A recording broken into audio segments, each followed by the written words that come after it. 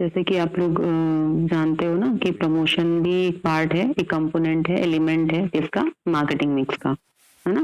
Product price place promotion, तो promotion का भी अपना एक मिक्स है। मींस इसको आप प्रमोशन को आप मार्केटिंग कम्युनिकेशन भी कह सकते हो, और कम्युनिकेशन वैसा ही उसका पूरा पूरा प्रोसेस है जो आप लोग जानते हो जिससे कम्युनिकेशन के बारे में, कि there is a process of exchanging of ideas and thoughts, और किसके किसके बीच में होता है, सेंडर और रिसीवर के बीच में होता है। सेंडर एनकोड करता है मैसेज को, और वो किसी मीडिया के थ्रू जाता है रिसीवर तक, और रिसीवर डिकोड करके उस मैसेज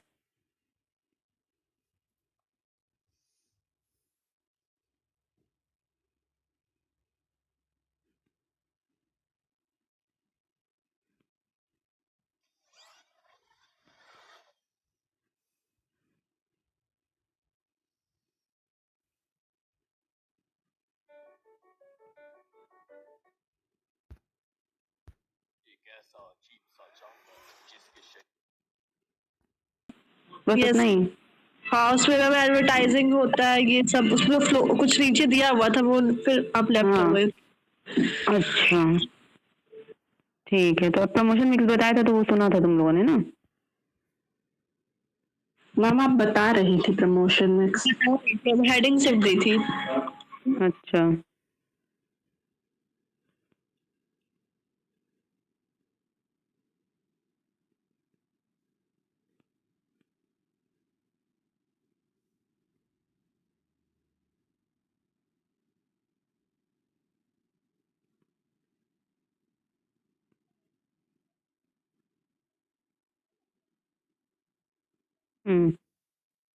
ठीक है, मैं स्क्रीन शेयर करती हूँ फिर से।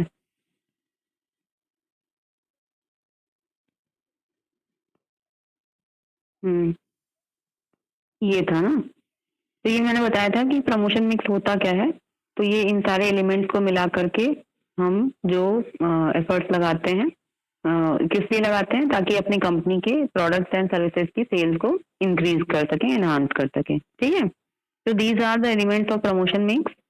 Means advertising, sales promotion, personal selling, public relation and publicity, इनसे मिलकर के प्रमोशन मिक्स बनता है। इसको हम communication mix, marketing communication mix भी कह सकते हैं, और इसको हम प्रमोशन मिक्स भी कहते हैं। अब एडवर्टाइजिंग क्या होता है, मैं आप लोगों से पूछ रही थी कि एडवर्टाइजिंग के बारे में आप क्या जानते हो। एडवर्टाइजिंग जो है वो मास कम्युनिकेशन है कि का पार्ट है, कि पर्सनल कम्युनिकेशन का पार्ट है। तो mass communication. Mass communication. Advertising का सिंपल कैरेक्टरिस्टिक जो होता है वो होता है वन टू ऑल, है ना। यानी कि एक जगह से, मतलब एक ब्रॉडकास्ट टाइप का ये वो होता है, प्रोसेस होता है, जिसमें कि किसी एक सोर्स से जो है वो मैसेज कम्युनिकेट होता है, और वो ऑल ओवर द वर्ल्ड, मतलब ढेर सारे लोगों के साथ सेम टाइम में पहुंचता है, मतलब एक साथ पहुंचता है। अब इसका एग्जांपल आप एडवर्टाइजिंग थ्रू यू कैन से in print media, magazines, newspapers, है ना, इनसे भी देख सकते हो। और जो आपका इलेक्ट्रॉनिक मीडिया है उसमें आपका रेडियो, टेलीविजन, है ना, या कुछ भी ब्रॉडकास्ट जो भी प्रोग्राम्स होते हैं, तो इस तरह की चीजें जो है वो आ जाती हैं एडवर्टाइजिंग में। तो एडवर्टाइजिंग इज डिफाइंड एज, इसको ऐसे कर लेते हैं, बड़ा सा दिखेगा आप लोग को। Advertising is defined as any paid form. अच्छा, इसका दूसरा कैरेक्टरिस्टिक होता है कि ये पेड होता है फॉर्म, यानी कि यहाँ पे जो ये मैसेज है, मतलब मास कम्युनिकेशन वाला जो पार्ट है वो एग्जिस्ट करता है, यानी कि वन टू ऑल ये मैसेज ब्रॉडकास्ट होता है। बट यहाँ पे जो ब्रॉडकास्टिंग होती है इसका कुछ ना कुछ पेमेंट करना पड़ता है। जैसे आप एडवर्टीजमेंट आप अपना न्यूज़पेपर में देते हो, या टेलीविजन पे देते हो, या रेडियो पे देते हो, तो आपको कुछ ना कुछ पे करना पड़ता है, उसकी फी पे करनी पड़ती है। और वो एडवर्टीजमेंट एक जगह पे, एक सोर्स से वो ब्रॉडकास्ट होता है, या मतलब एक जगह पे होता है, और वहां पे जैसे प्रिंट मीडिया में है तो छप गया, है ना, पब्लिश हो गया, और उसको एक साथ बहुत सारे लोग, यानी कि न्यूज़पेपर है तो वो सबके पास, सारे घर में पहुंचा, सब लोगों ने, बहुत सारे लोग उसको, उसकी मतलब उसको अवेल कर सकते हैं, उसको पढ़ सकते हैं, उसके बारे में जान सकते हैं। तो advertising is defined as any paid form of non personal presentation, यानी कि यहाँ पे ये नॉन पर्सनल होता है या मास होता है, and promotion of ideas, goods and services by an identified sponsored. ठीक है, तो जो स्पॉन्सर्ड है, जो जहाँ से ये स्पॉन्सर होता है वो आइडेंटिफाइड होता है, यानी जैसे टीवी है, रेडियो है, न्यूज़पेपर है, उसको लोग जानते होते हैं. It is a way of mass communication. It is the most popular and widely practice tool of market promotion. Major part of promotional budget is consumed for advertising alone. तो जो marketing mix में promotion mix होता है उसमें उसका ये मतलब advertising जो है एक काफी बड़ा पार्ट होता है, और जो कंपनीज का बजट होता है वो काफी बजट का पार्ट जो है वो एडवर्टाइजिंग पे खर्च होता है. ठीक है. Various advertising media like television, radio, newspaper, magazine, outdoor means and so forth are used for advertising the product. Characteristics of advertising are as follows. अब characteristics क्या क्या हैं? Advertising is non-personal or mass communication. हम लोग ने पहले ही बात कर ली. Personal contact is not possible. Advertising में मतलब personally एक तो ये वन वे प्रोसेस होता है. इसका ये भी एक इसका कैरेक्टरिस्टिक है कि आपको पेपर में छप गया, अब आप उससे कुछ क्वेश्चन आंसर नहीं कर सकते, या टीवी पे बता रहा है तो आप उससे कुछ क्वेरीज नहीं कर सकते, है ना. तो ये वन वे प्रोसेस है, वन टू ऑल है और पेड प्रोसेस है. ठीक. दूसरी चीज, it is a paid form of communication. It is a one way communication. Identifiable entity और स्पॉन्सर. ठीक है. कंपनी और person give advertising. It is costly option to promote the sales. It can be reproduced frequently as per need. ये जल्दी जल्दी बनाया जा सकता है जैसा भी रिक्वायरमेंट है उसके अकॉर्डिंग. पर contact cost is the lowest. Various audio visual, print and outdoor media can be used for advertising purpose. It is widely used and highly popular tool of market promotion. तो ये सारे characteristics जो अभी हम लोगों ने discuss किए उसके अंदर आ गए, और आपने देखा कि क्या हुआ. ये पेड फॉर्म है, वन टू ऑल है, वन वे कम्युनिकेशन है, पर्सनल कांटेक्ट यहाँ पे पॉसिबल नहीं है, जो कंपनी का अच्छा खासा बजट इसमें इन्वॉल्व होता है, और जो थोड़े बहुत मतलब इसमें ऑडियो विजुअल, प्रिंटेड मटेरियल, ये सारी चीजें यहाँ पे यूज होती हैं. और ये प्रमोशन का सबसे ज्यादा यूज होने वाला टूल है. ठीक है, क्लियर है सबको? Yes ma'am. Yes ma'am. दूसरा एलिमेंट आता है सेल्स प्रमोशन. सेल्स प्रमोशन का मतलब होता है कि आप अपनी सेल्स को प्रमोट करने के लिए कुछ ऐसी एक्टिविटीज को वहां पे इन्वॉल्व करें जो कि आपकी सेल्स को प्रमोट करें. और वो कैसे हो सकते हैं सेल्स प्रमोशन एक्टिविटीज? आप वहां पे सप्लीमेंट मतलब कुछ भी वहाँ पे सप्लीमेंट्री प्रोडक्ट्स आप ऑफर कर सकते हैं, डिस्काउंट्स ऑफर कर सकते हैं, है ना. Sales promotion covers those marketing activities other than advertising, publicity and personal selling. यानी कि बाकी के जो एलिमेंट्स हैं उनको छोड़ करके ऐसी एक्टिविटीज जैसे आप कॉस्ट डिस्काउंट दे दो, प्राइस डिस्काउंट दे दो, है ना, या आप जो है क्वांटिटी डिस्काउंट दे दो, जैसे कि buy one get one free, या फिर आप डिस्काउंट कूपन्स वहां पे discount coupons you can give to customers. और जितने ये वाले हैं सेल्स मतलब जो पर्सनल सेलिंग और पब्लिसिटी वगैरह को छोड़ करके और कुछ भी एक्टिविटीज जो आप यहाँ पे देते हैं वो आपके सेल्स प्रमोशन में आती हैं. जैसे कि यहाँ पे हम लोग कहाँ पढ़ रहे थे, selling the stimulate consumer purchasing and dealer effectiveness. Sales promotion mainly involve short term and non routine incentives offered to dealers as well as consumers. तो कई बार डीलर्स को भी ऑफर होते हैं ये इंसेंटिव शॉर्ट टर्म होते हैं, ऐसा नहीं कि हमेशा मिलने वाले हैं. जैसे कि डीलर्स का मतलब जैसे होलसेलर हैं, उनको कई बार ऑफर होता है कंपनी की तरफ से कि आप हमारे इतने कार्टन अगर आप खरीदोगे तो उसके साथ आपको एक कार्टन फ्री मिल जाएगा, या फिर कुछ भी उसके साथ कोई अनदर सप्लीमेंट्री कोई प्रोडक्ट वो दे रहे हों. तो कुछ भी ऐसा आप देखते होगे कई बार होलसेलर्स के लिए न्यूज मतलब ऐसे आता है एडवर्टीजमेंट कि आप जो है, मैंने कई बार ऐसा पढ़ा है कि कोई साबुन है तन मन या कुछ ऐसा टाइप का, तो उसमें जो है कि आप इसके पता नहीं कितने कार्टन खरीदोगे तो उसके बदले आपको कुछ मतलब प्लास्टिक कंटेनर्स या इस टाइप की चीजें फ्री ऑफ कॉस्ट मिलेंगी। तो और बाकी आप मॉल वगैरह में जाते हो तो आप देखते हो ये मतलब सेल्स प्रमोशन वाला ही वो सारा वहाँ पे कहानी होती है कि आप देखते हो कि बहुत सारे डिस्काउंट्स होते हैं, कैशबैक्स होते हैं, है ना, डिस्काउंट कूपन्स आर देयर। तो ये सारी चीजों को हम जब अप्लाई करते हैं तो इसको हम कहते हैं sales promotion. It mainly involve short term and non routine incentives offered to dealers as well as consumers.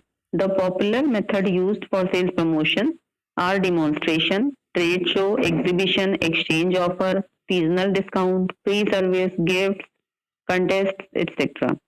Characteristic of sales promotion are as follows. तो ठीक है, आप लोग के जो डेली रूटीन में आप देखते हो तो आपको बहुत सारे एग्जांपल सेल्स प्रमोशन के मिलते हैं, है ना? Yes, मिलते ma'am. हैं। The primary purpose is to induce customer for immediate buying or dealer effectiveness or both। ठीक है, तो इसका प्राइमरी पर्पस क्या होता है कि आप एकदम से देख के अट्रैक्ट हो जाओ और आप उसको परचेज करने लगो। जैसे कई बार होता है ना कि हम जाते हैं मॉल में और हमने देखा कि यहाँ पे बाई 2 कुर्ती और उसमें जो है आपको मतलब एक फ्री उस पे है, या शर्ट्स लेने जाते हैं तो शर्ट्स में बाई 2 गेट 1 फ्री या बाई 1 गेट 1 फ्री, इस तरह के ऑफर्स रहते हैं। तो नहीं भी लेना होता है तो भी हम जो है हम लोग ले लेते हैं, भले ही वो ऐसे अगर हम एक तो लेने जाते तो 600 का मिलता, बट 1200 में हम एक लेकर के एक फ्री लेकर के चले आए और हमको लगा कि हमको वो फ्री में मिला है। बट होता क्या है कि वहां पे कुछ थोड़ा सा ऐसा इंसेंटिव दिया जाता है टू अट्रैक्ट कस्टमर या डीलर कि वो तुरंत जो है वो ऑन द स्पॉट परचेज करने के लिए रेडी हो जाए। Excessive use of sales promotion में affect sales and reputation of a company adversely.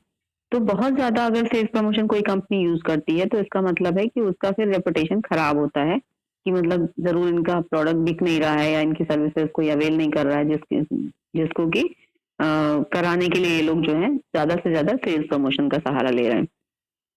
तो इसलिए excessive sales promotion is not of very good you can say result.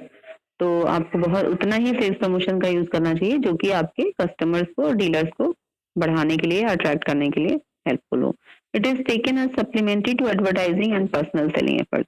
तो सेल्स प्रमोशन को पहले जब तक एडवर्टाइजिंग को आप यूज नहीं करोगे अपने प्रोडक्ट के बारे में अवेयरनेस और उसके बारे में लोगों को जानकारी देने के लिए, तब तक आपका सेल्स प्रमोशन जो है वो उतना इफेक्टिव नहीं होगा। क्यों? क्योंकि अगर लोग आपके प्रोडक्ट या आपके ब्रांड के बारे में जानेंगे ही नहीं तो वो आप कितना भी उनको इंसेंटिव प्रोवाइड करो, ऑफर करो, तो अब जरूरी नहीं है कि कस्टमर या डीलर आपकी तरफ अट्रैक्ट हो आपके प्रोडक्ट्स की तरफ। It involves all the promotional efforts other than advertising, personal selling and publicity। बात हो चुकी थी हम लोग की। It consists of short-term incentives, schemes or plans, offers to buyers, salesman and or dealer। ठीक है, तो ये incentives होते हैं छोटे छोटे जो कि कैश के फॉर्म में भी हो सकते हैं, मतलब कैश डिस्काउंट भी हो सकता है, प्राइस डिस्काउंट भी हो सकता है, कैश बैक भी हो सकता है, कूपन भी हो सकते हैं, है ना। कई बार हम लोग रिलायंस ट्रेंड्स में या कोई मॉल वगैरह में शॉपिंग करने जाते हैं तो वो हमको फिर से कूपन दे देते हैं कि 500 के कूपन है, आप जब नेक्स्ट टाइम आओगे तो 1500 या 1200 की शॉपिंग पे आपको 500 का एक कूपन रिडीम हो जाएगा। तो ये सारी चीजें जो है वो सेल्स प्रमोशन के अंदर आती है। It involves non routine selling efforts. तो यहाँ पे सेलिंग एफर्ट्स जो रूटीन वाले सेलिंग एफर्ट्स हैं वो नहीं होते हैं, ये थोड़ा सा हट के हम लोग यहाँ पे सेलिंग एफर्ट्स लगाते हैं जिससे कि हमारा प्रोडक्ट या सर्विस बिके। थर्ड है पर्सनल सेलिंग। तो पर्सनल सेलिंग तो नाम से ही आपको क्लियर है कि जो हम मतलब जो सेल्समैन वगैरह होते हैं वो डोर टू डोर जा करके बात करते हैं, फेस टू फेस जो है कांटेक्ट करके बातचीत करके कन्वर्सेट करके और सेलिंग करते हैं। Personal selling is face to face personal communication. तो यहाँ पे ये जो प्रोसेस है ये पर्सनल कम्युनिकेशन का प्रोसेस है। और एंड प्रेजेंटेशन विद प्रोस्पेक्ट्स, यानी प्रोस्पेक्ट्स का मतलब मैंने आपको पहले भी बताया था कि प्रोस्पेक्ट्स का मतलब जो आपके एक्चुअल और पोटेंशियल, यानी कि जो भावी आपके होने वाले कस्टमर्स हैं, यानी जो अभी खरीद नहीं रहे हैं आपका सामान बट खरीदने वाले हैं, और जो खरीद रहे हैं एक्चुअल कस्टमर, इन दोनों के जो कॉम्बिनेशन होता है उनको हम प्रोस्पेक्ट कहते हैं। ठीक है, for the purpose of selling the products. तो ये मतलब हम इसको जो सेल्स पर्सन होते हैं वो डोर टू डोर जा करके या फेस टू फेस कंज्यूमर से कांटेक्ट करके वो प्रोडक्ट्स को सेल करने की कोशिश करते हैं। It involve personal conversation and presentation of product. जैसे कि आपके यहाँ आपने देखा होगा कई बार कि यूरिका फोक्स वाले जो पर्सन होते हैं वो आ जाते हैं, कई बार बहुत सारी चीजों का वो मतलब लोग डेमो दिखाने आ जाते हैं और उसके बाद फिर आपको इंसिस्ट करते हैं कि आप खरीदिए उस चीज को। अगर आपको पसंद आ जाता है तो आप कई बार खरीद भी लेते हो, है ना। It is considered as highly effective and costly tool for market promotion. तो कॉस्टली तो है क्योंकि एक कस्टमर को एक सेल्समैन अगर अप्रोच करता है तो ये it is quite costly method, क्योंकि आप मतलब जो कंपनी है उसको मतलब जिन बंदे को उन्होंने हायर किया हुआ है उनको पर्सनली जा करके कांटेक्ट करना है और एक ही सिटिंग या एक विजिट में कोई डील क्रैक नहीं होती है ना। उनको बार बार कॉल करना होता है, उनको बार बार जा करके मिलना होता है। वो कई बार आते हैं तब जा करके कहीं एक बार आप मन बनाते हो या कई बार नहीं भी मन बनाते हो। तो characteristic of personal selling have been listed below. क्या क्या चीजें हैं यहाँ पे? Personal selling is overall face to face and personal presentation with consumers. Basic purpose is to promote products और इंक्रीज सेल। तो यहाँ पे ये होता है कि थोड़ा सा मतलब जो सेल की जो चांसेस होती हैं वो थोड़ी ज्यादा होती हैं। It involve two way communication. यहाँ पे आप उससे सवाल जवाब भी कर सकते हो, आप अपने डाउट्स एंड क्वेरीज भी उससे पूछ सकते हो। तो यहाँ पे ये दोनों वे का प्रोसेस होता है। Immediate feedback can be measured, और जो सेल्स पर्सन है उसको समझ में भी आ जाता है, उसको फीडबैक मिल जाता है कि customer is whether customer is interested in his और हर प्रोडक्ट और नॉट, है ना। तो यहाँ पे तुरंत फीडबैक भी मेजर किया जा सकता है। It is an ability of salesman to persuade और इन्फ्लुएंस बायर्स। तो ये बहुत बार डिपेंड करता है कि जो सेल्समैन है उसकी जो एबिलिटी है वो कैसी है, वो कितना ज्यादा कन्विंस कर पाता है कस्टमर को, है ना। पर contact cost is higher than advertising. तो ये आपको मतलब ये बट नेचुरल है कि जब वन टू वन या फेस टू फेस कम्युनिकेशन करना पड़ेगा तो वो कंपनी के लिए कॉस्टली पड़ेगा। टाइम देना पड़ेगा, एफर्ट्स देने पड़ेंगे और रिसोर्सेज भी लगाने पड़ेंगे। It involve teaching, educating and assisting people to buy. अब यहाँ पे दोनों तरह से दोनों लोग मतलब दोनों जो पार्टीज हैं, यानी कि एक जो आपका सेलर है, सेल्समैन है, और दूसरा जो आपका कस्टमर है। तो आपको सेल्समैन को भी ट्रेन करना पड़ता है, एजुकेट करना पड़ता है, ताकि वो जो भी डेमो दिखाने जाए, जो भी वहां पे प्रेजेंटेशन दे, जो कस्टमर से बात करे, तो वो कस्टमर के अंदर ये क्यूरियोसिटी पैदा हो कि हाँ ये सामान अच्छा है, मैं इसको खरीदूं। और जो मतलब एक तो आपको ये ट्रेनिंग कॉस्ट पड़ती है, दूसरी चीज कि आप जो आपका सेल्समैन है उसको भी पूरे अपने एफर्ट्स लगाने पड़ते हैं कस्टमर को एजुकेट करने में, कस्टमर को टीच करने में और ट्रेन करने में। तब कहीं जाकर के वो कस्टमर जो है वो समझ पाता है कि ये प्रोडक्ट क्या है, या ये क्या कहना चाह रहे हैं, या क्या बेचना चाह रहे हैं, और ये हमारे किस काम का है। तो इसलिए ये थोड़ा सा टीडीएस प्रोसेस कह सकते हो आप, कि ये थोड़ा सा महंगा भी प्रोसेस है और थोड़ा टीडीएस है, मतलब थोड़ा झंझटी प्रोसेस कह सकते हो आप इसको। ये दोनों को आपको मतलब उधर सेल्स पर्सन को भी आपको रेडी करना पड़ेगा, और फिर सेल्स पर्सन जो है वो कस्टमर को पूरा समझाना और रेडी करना पड़ता है। ठीक है, क्लियर है सबको? Yes ma'am. देन पब्लिसिटी, है ना। Publicity is also a way of mass communication. Publicity का मतलब है कि पब्लिसिटी में ये होता है कि इसमें आपको कुछ पेमेंट नहीं करना पड़ता, है ना।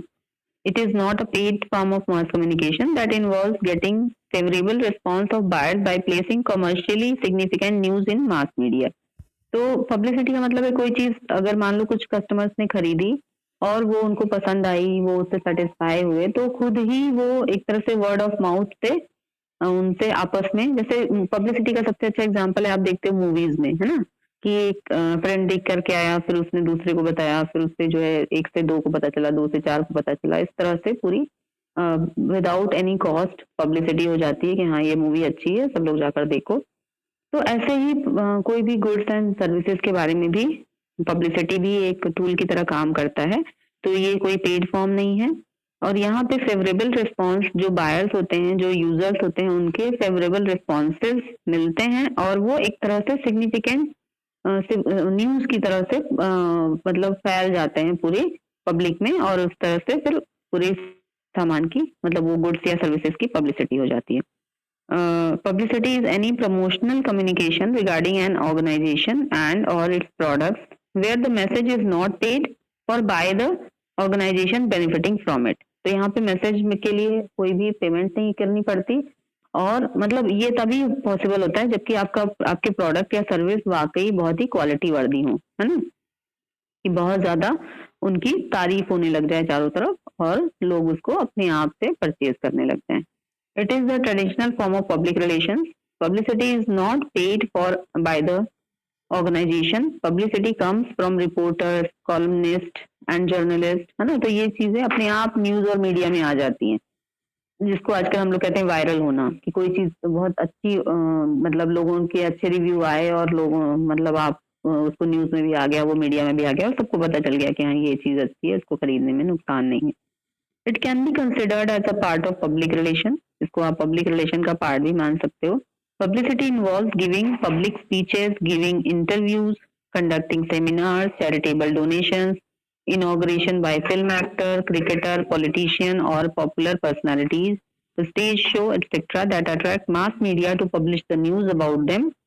ठीक है, तो कुछ इसके थोड़े बहुत जो हेल्पिंग एलिमेंट्स हैं वो यहाँ पे हम लोगों ने भी पढ़े कि क्या चीजें हैं जहाँ के थ्रू ये पब्लिसिटी कुछ मतलब फेमस लोग होते हैं, सेलिब्रिटीज होते हैं, या ये आपके जो लीडर्स हैं पॉलिटिकल, है ना, तो इस तरह के लोग जब उसको थोड़ा सा मतलब उसको सपोर्ट देते हैं या उस पर्टिकुलर चीज के बारे में थोड़ी चीजें बोलते हैं तो स्पीचेस वगैरह में या इस तरह से, तो फिर वो क्या होता है, वो मीडिया में चीजें आ जाती हैं, न्यूज में आ जाती हैं और फिर वो लोगों के तक उनकी बातें पहुंच जाती हैं। अब इसके क्या कैरेक्टरिस्टिक्स हैं? Publicity involves obtaining favourable presentation about company और companies offers upon radio, television और stage that is not paid by the sponsor. तो यहाँ पे मतलब स्पॉन्सर कह करके पे करके वो एडवर्टीजमेंट के जैसा नहीं करवाता, बल्कि वो चीजें खुद ब खुद मतलब किसी के कहने से, कोई बड़ी सेलिब्रिटी के कहने से या कोई फेमस पर्सन के कहने से, या मतलब बहुत ज्यादा पॉपुलर हो रहा है लोगों में, ये खुद ब खुद न्यूज बन जाए, तो इस तरह से वो चीजें आ जाती हैं मीडिया या न्यूज में। It is a non-paid form of market promotion. However, several indirect costs are involved in a publicity. अब पब्लिसिटी में आप जो है, जैसे अगर आप कुछ ऐसा कर रहे हो कि किसी सेलिब्रिटी को इन्वॉल्व कर रहे हो या किसी को मतलब जैसे इंटेंशनली अगर आप किसी पॉलिटिकल लीडर को इन्वॉल्व कर रहे हो, तो फिर वहां पे इनडायरेक्ट कॉस्ट वो हो सकती हैं कि आपको पे करनी पड़े कि भाई आपने कोई सेमिनार रखवाया, उसमें अपनी प्रोडक्ट की थोड़ी पब्लिसिटी कराने के लिए उसको कुछ एफर्ट्स लगाए, तो ये इस तरह की कॉस्ट आपको लगानी पड़ सकती है, बट डायरेक्ट आप एडवर्टाइजिंग जैसा कुछ यहाँ पे आपको पेमेंट नहीं करना पड़ता। It may include promotion of new product, pollution control efforts, special achievements of employees, पब्लिसाइजिंग new policies etc. for increasing sales. It is primarily concerned with publishing or highlighting companies' activities and products. It is targeted to build companies' image. ठीक है, तो इससे जो है अपने आप company की image अच्छी बनती है। Mostly publicity can be carried via newspapers, magazines, radio or television. Company has no control over publicity in terms of message, time, frequency, information and medium. It has a high degree of credibility. Publicity message is more likely to be read and reacted by audience. Publicity can be done at the much lower cost than advertising. Company needs to spend a little amount to get the event or activity publicized.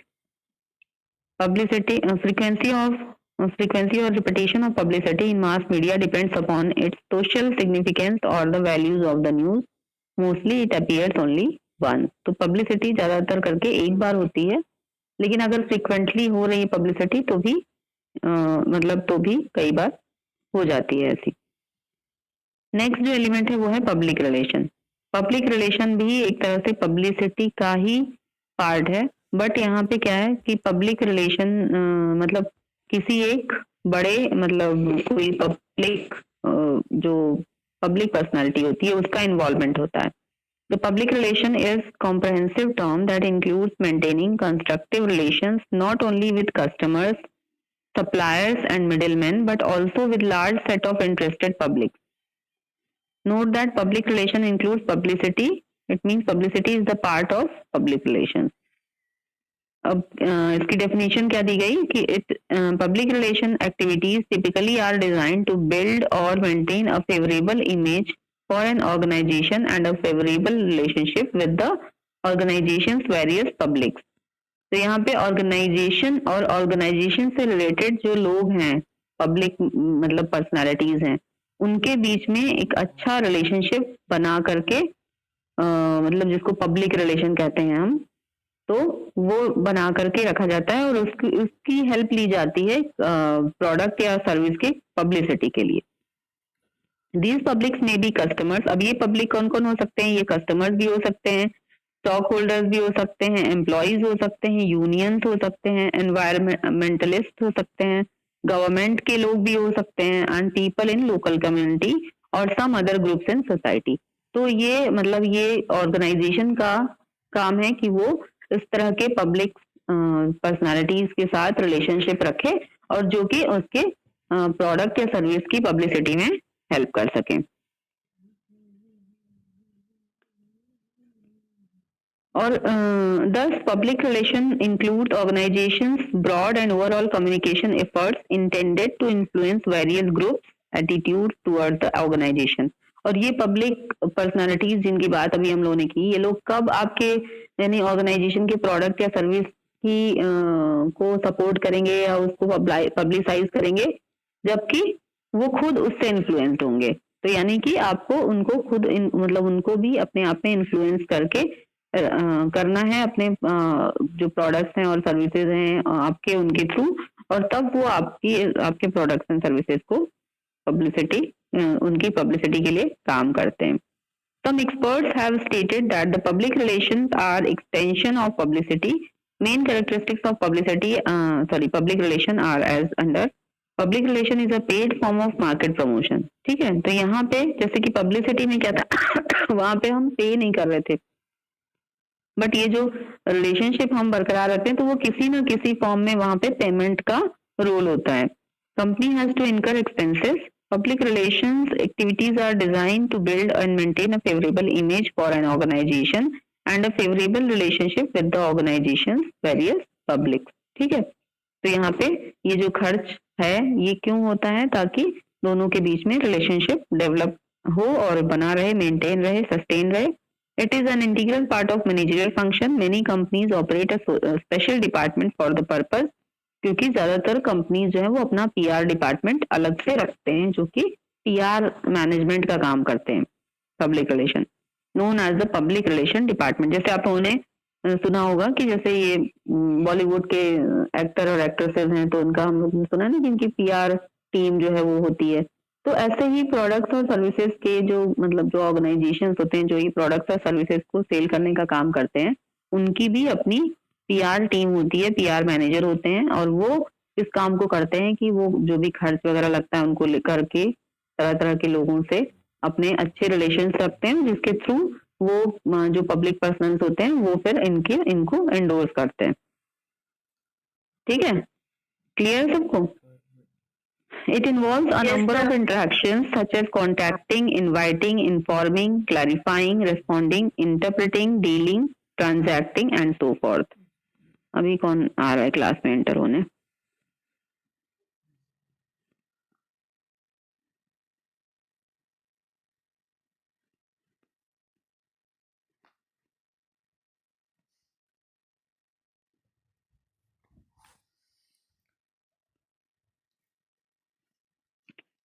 Public relations cover a number of publics like formal and informal groups. These publics may be customers, stockholders, employees, unions, environmentalists, government, people of local community, or some other groups in society.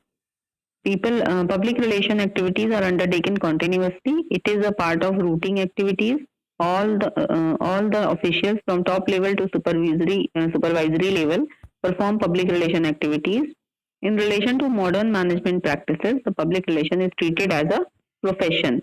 ठीक है, तो आजकल इसका काफी ज्यादा मतलब बढ़ गया है चलन पब्लिक रिलेशन मेंटेन करने का, और ये कंपनीज भी बहुत ज्यादा इसको यूज करने लगे हैं।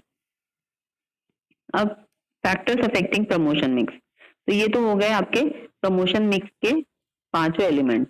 ठीक, अब क्या क्या फैक्टर्स आपके प्रमोशन मिक्स को अफेक्ट करते हैं? तो टाइप ऑफ प्रोडक्ट, किस तरह का आपका टाइप है, उसके अकॉर्डिंग आप आपके मतलब प्रोडक्ट के बारे में आपको अवेयरनेस प्रोड्यूस करानी है, या बहुत ज्यादा मतलब सेल ओरिएंटेड हैं आप, तो ये चीजें जो है आपके प्रोडक्ट के ऊपर डिपेंड करती हैं कि जैसे पर्सनल सेलिंग में be fit for non branded products, है ना।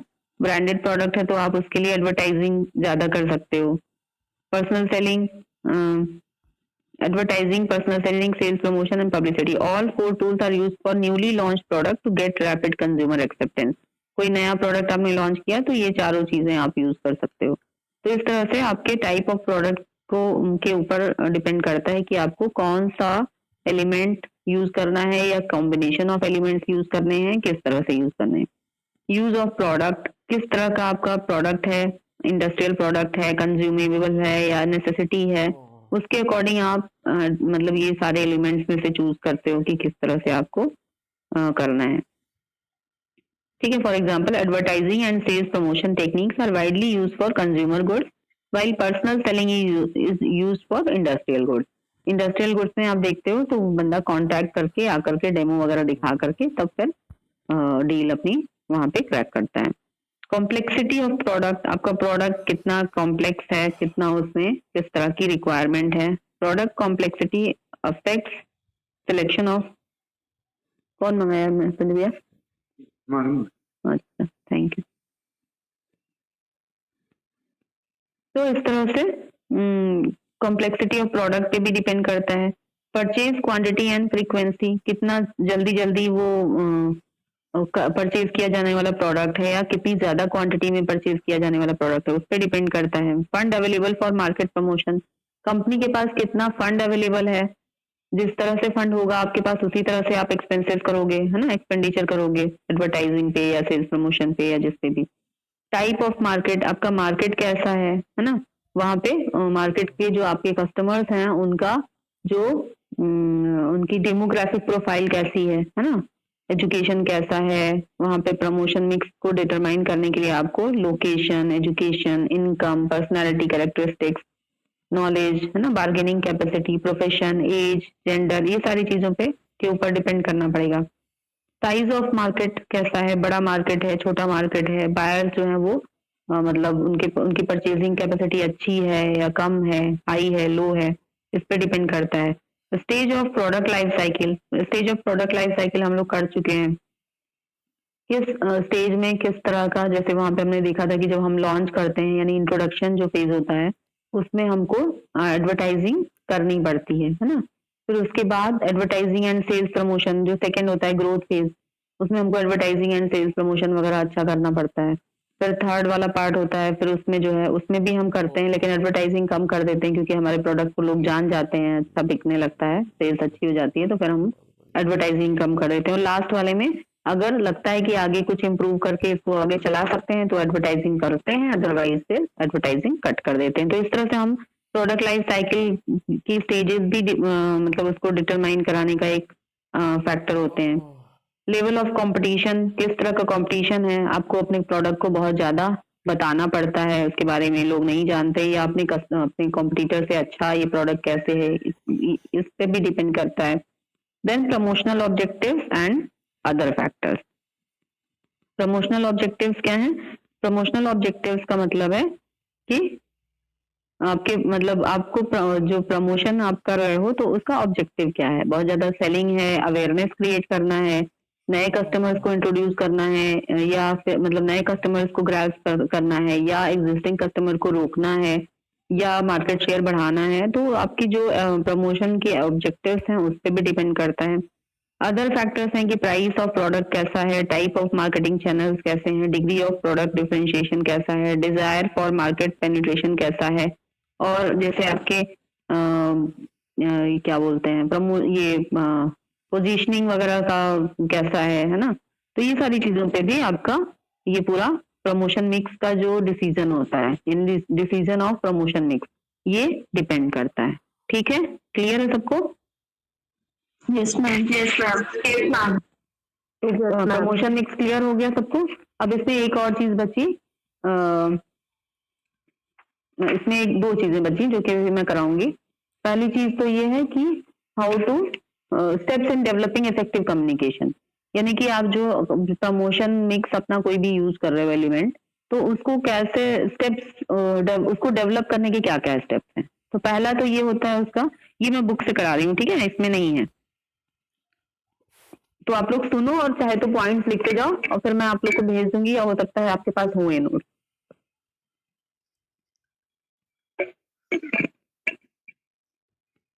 पहला जो स्टेप होता है वो होता है आइडेंटिफाइंग द टारगेट ऑडियंस, कि आपको पता होना चाहिए कि आपकी टारगेट ऑडियंस कौन है, कौन आपके मतलब एडवर्टाइजमेंट को या फिर आपकी जो प्रमोशन की जो भी ये है एलिमेंट है प्रमोशन मिक्स का, इसको कौन सुनने या देखने वाला है। वो यंगस्टर्स हैं, वो पढ़े लिखे लोग हैं, या वो अनपढ़ लोग हैं, या वो ओल्ड एज के लोग हैं। तो ये आपको पता होना चाहिए। तो फर्स्ट स्टेप होता है इसका डेवलपिंग इफेक्टिव कम्युनिकेशन का, कि आइडेंटिफाइंग द टारगेट ऑडियंस। दूसरा जो स्टेप होता है डिटरमाइनिंग द कम्युनिकेशन ऑब्जेक्टिव। तो कम्युनिकेशन ऑब्जेक्टिव में आपको मतलब उसमें आपको बायर की जो परचेजर है उसकी रेडीनेस की स्टेज आपको उसमें स्टडी करनी पड़ती है। तो ये स्टेजेस होती हैं AKL PCP, awareness, knowledge, liking, preference, conviction, purchase. लिखा? पहला स्टेप लिखो आइडेंटिफाइंग द टारगेट ऑडियंस। दूसरा स्टेप है डिटरमाइनिंग द कम्युनिकेशन ऑब्जेक्टिव, आपके कम्युनिकेट करने का ऑब्जेक्टिव क्या है। तो इसको हम कैसे जानेंगे? इसको हम जानेंगे, ये 6 स्टेजेस होती हैं। बायर रेडीनेस स्टेज, मतलब बायर कितना रेडी है खरीदने के लिए, बायर का रेडीनेस का लेवल क्या है, अवेयरनेस के लेवल पे है या उसको नॉलेज है। पहला है अवेयरनेस, दूसरा है नॉलेज, तीसरा है लाइकिंग, मतलब आप उसके बारे में अवेयर हो किसी प्रोडक्ट के बारे में या आपको उसके बारे में अच्छी नॉलेज है। फिर तीसरी चीज है कि आपको नॉलेज होने के साथ साथ आप उसको लाइक भी करते हो। चौथी चीज है कि आप उसको प्रेफरेंस देते हो। ठीक है, चौथा स्टेप है प्रेफरेंस। पांचवा है कन्विक्शन। कन्विक्शन का मतलब अब आप ऊहापोह में हो कि हम इसको खरीदने, मतलब खरीदने के जस्ट पहले वाले प्रोसेस में हो। और छठा होता है परचेज।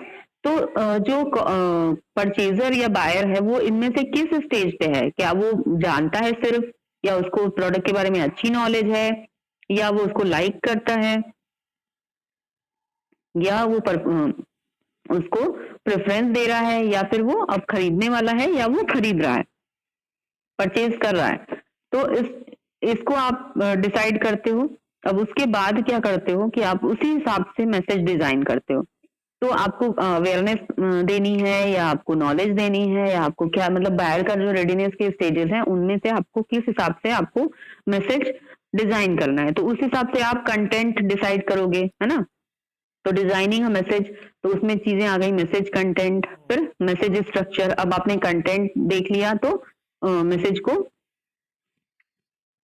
मैसेज का स्ट्रक्चर डिसाइड कर लिया। देन मैसेज फॉर्मेट, किस फॉर्मेट में आप मैसेज को कन्वे करोगे। देन चूजिंग मीडिया, तो पहले आपने क्या किया कि आपने अपने टारगेट ऑडियंस को आइडेंटिफाई किया, फिर आपने कम्युनिकेशन के ऑब्जेक्टिव्स को डिसाइड किया। उसमें आपने देखा कि बायर अपनी रेडीनेस की कौन सी स्टेज में है। उसके बाद आपने मैसेज डिजाइन किया, डिजाइनिंग अ मैसेज, फिर मैसेज कंटेंट डिसाइड किया, मैसेज स्ट्रक्चर डिसाइड किया और मैसेज फॉर्मेट डिसाइड किया। फिर उसके बाद अब आप आते हो कि अब आप मीडिया को चूज करोगे कि आपको पर्सनल कम्युनिकेशन चैनल्स यूज करने हैं कि non personal communication channels use करने हैं। उसके बाद फिर मैसेज के सोर्स को आपको सेलेक्ट करना है कि आप किस सोर्स के थ्रू मैसेज को पहुंचाओगे, ठीक है। तो जैसे कि आपका प्रिंट मीडिया हो सकता है, इलेक्ट्रॉनिक मीडिया हो सकता है, किसके थ्रू आप कर रहे हो, कैसे कर रहे हो, वो डिसाइड करोगे। और उसके बाद फिर जब आप मैसेज कन्वे कर चुकोगे तो फिर आप क्या करोगे, आप फीडबैक कलेक्ट करोगे, कलेक्टिंग फीडबैक। तो पॉइंट्स नोट किए तुम लोगों ने कि ये मैं वो कर दूंगी, तुम लोग को पीडीएफ बना के भेज दूंगी, ठीक है मैम थैंक यू हैं? Ma'am I was saying thank you क्या? Ma'am I was saying thank you for the notes okay, notes में कह रही हूँ कि तुम लोगों ने इसको नोट किया है जो मैं अभी बोल रही थी? नो मैम पॉइंट नोट किए? ठीक है, मैं भेज दूंगी नोट्स, है ना। सुन लो ध्यान से, समझ में आया? यस मैम समझ में आया कि नहीं आया? ठीक है। अब दूसरी चीज आती है इसमें, setting the total promotion budget and mix, ठीक है। Setting the total promotion budget and mix. अब क्या है, अभी तक आपने क्या किया कि आपने मैसेज वाली चीजें तैयार कर ली कि मैसेज कंटेंट क्या होगा, मैसेज फॉर्मेट क्या होगा, स्ट्रक्चर क्या होगा, and then what will be the source of message. अब क्या करोगे, अब आप प्रमोशन बजट और मिक्स को डिसाइड करोगे, सेट करोगे। तो पहली बात है कि पहला काम करोगे setting the total promotion budget. आपका जो टोटल प्रमोशन बजट है वो कितना है वो आप सेट करोगे। उसको आप कैसे सेट करते हो, देयर आर 2 मेथड्स, 2 नहीं 4 methods. First is affordable method. तो अफोर्डेबल मेथड का मतलब होता है कि कंपनी जितना अफोर्ड कर सकती है उतना बजट वो अपने प्रमोशन के लिए, अपने प्रोडक्ट या सर्विसेज के प्रमोशन के लिए रखती है। Then percentage of sales method, या फिर कंपनी ऐसा डिसाइड करती है कि जितनी हमारी सेलिंग होगी उसका कुछ परसेंट डिसाइड कर दिया, जैसे 5%, 8%, इतना कि हम बजट उसके लिए, प्रमोशन के लिए रखेंगे। Then competitive parity method. Competitive parity method means कि जितना हमारा कॉम्पिटिटर रखता है बजट अपने प्रमोशन के लिए, हम भी उतना ही रखेंगे। And then objective and task method. तो जैसी जरूरत है, जैसा ऑब्जेक्टिव है, जैसा टास्क है, उसके अकॉर्डिंग हम अपना बजट रखेंगे। तो ये 4 मेथड से हम अपना टोटल प्रमोशन बजट को सेट कर सकते हैं। ठीक है, क्लियर है सबको? यस मैम उसके बाद आता है सेटिंग द प्रमोशन मिक्स। अब हमको प्रमोशन मिक्स को सेट करना है। तो अब हमको ये देखना पड़ेगा कि हमको एडवर्टाइजिंग लेना है या पर्सनल सेलिंग लेना है या सेल्स प्रमोशन लेना है या पब्लिक रिलेशन लेना है, क्या चीज हमारे किस तरह का प्रोडक्ट है। जैसे अभी हम लोगों ने बात की, हमने सारे फैक्टर्स क्या क्या मतलब फैक्टर्स वहां पे इन्वॉल्व होते हैं ये डिटरमाइन करने में कि हमको कौन सा वाला प्रमोशन मिक्स या कौन से वाले combination of promotion mix use करना है। तो उस हिसाब से हम अब सारे प्रमोशन मिक्सेस को यूज कर सकते हैं। ठीक है, तो ये तो हो गया हमारा कि how to get an effective communication या स्टेप्स ऑफ इफेक्टिव कम्युनिकेशन, कि किस तरह से हम क्या क्या स्टेप्स को लेकर के अपना प्रमोशन कर सकते हैं। ठीक, अब लास्ट इसकी चीज आती है प्रमोशनल स्ट्रेटेजीज। तो प्रमोशनल स्ट्रेटेजीज जो होती हैं वो there are 2 types of promotion mix strategies, जो कि first one is push strategy and second one is pull strategy. ठीक है, तो पुश स्ट्रेटेजी का मीनिंग होता है कि वो प्रोड्यूसर जो होता है वो प्रोडक्ट्स को या सर्विसेज मतलब प्रोडक्ट्स को प्रोड्यूस करके वो मार्केट में पुश, मतलब नाम से उसको याद रखो कि वो पुश करने वाली टेंडेंसी रहती है, यानी कि वो प्रोडक्ट बना करके मार्केट में वो भेजता जाएगा और रिटेलर्स एंड होलसेलर जो है वो उसको ट्राई करेंगे कि वो कंज्यूमर को उसको मतलब आगे पुश करें और कंज्यूमर उसको परचेज करें। तो इसको हम कहते हैं पुश स्ट्रेटजी, कि मतलब हम अपने प्रमोशन के मिक्सेस इस तरह से यूज करें कि वो बनता जाए, मतलब प्रोडक्शन होता जाए और फिर वो आगे जो है वो कस्टमर उनको परचेज करते जाए। या दूसरी जो स्ट्रेटजी होती है दैट इज पुल स्ट्रेटजी। वो पुश स्ट्रेटजी जो थी वो पहले यूज हुआ करती थी, अब जो है वो पुश स्ट्रेटजी यूज होती है, सॉरी पुल स्ट्रेटजी यूज होती है। पुल स्ट्रेटजी का मतलब है कि जब कंज्यूमर से डिमांड आएगी तब रिटेलर्स एंड होलसेलर्स जो हैं वो उस डिमांड को कन्वे करेंगे फर्दर, कहाँ तक, प्रोड्यूसर तक या मैन्युफैक्चरर तक, और तब जो प्रोड्यूसर है वो मार्केटिंग एक्टिविटीज को यूज करेगा, तब वो सामान प्रोड्यूस करेगा और फिर उसके मतलब उस सामान को सेल करने के लिए वो लाइक आपका एडवर्टाइजिंग, सेल्स प्रमोशन, ये सारे प्रमोशन मिक्सेस को यूज करेगा। और उससे क्या होगा, उससे ये होगा कि जो प्रोड्यूसर है उसका जो मतलब जो लॉस है वो नहीं होगा। मतलब कि ऐसा नहीं कि वो प्रोडक्ट बना बना करके मार्केट में डंप करते जा रहा है और वहां पे खरीदने वाले लोग उसका प्रोडक्ट खरीद नहीं रहे, क्योंकि जब डिमांड होगी तब वो बनाएगा और तब फिर उस हिसाब से उसका जो प्रोडक्ट है वो उसके कस्टमर तक पहुंचेगा। तो these are two strategies which were adopted in promotion mix, means use of promotion mix। तो ये हो गए आपके सारे एस्पेक्ट्स प्रमोशन मिक्स के, ठीक है? क्लियर है सबको? Yes ma'am. Yes ma'am. ठीक है, तो एमएम स्टूडेंट्स को जब प्रमोशन मिक्स लिखने को आएगा तो ये प्रमोशन मिक्स भी लिखेंगे, साथ में प्रमोशन मिक्स स्ट्रेटजीज भी लिखेंगे, ठीक है?